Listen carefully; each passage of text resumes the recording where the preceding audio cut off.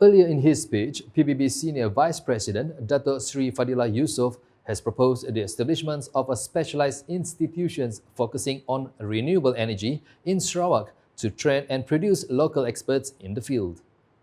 The Deputy Prime Minister said such an institution is important to make renewable energy part of the state's socio-economic culture in line with the goal of making Sarawak a high-income state by 2030.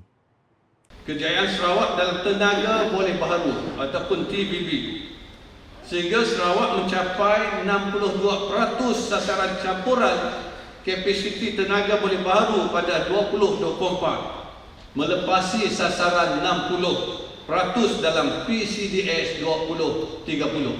Syabas sekali lagi. TBB dikenal pasti sebagai pemboleh sumber ketumbuhan sosioekonomi bagi menjadikan Sarawak negeri berpendapatan tinggi menjelang 2030. Dato Sri Fadilah added that Sarawak's progress in hydrogen technology has attracted investments from Japan and South Korea, thus strengthening its positions as a major hub for the hydrogen economy in Asia.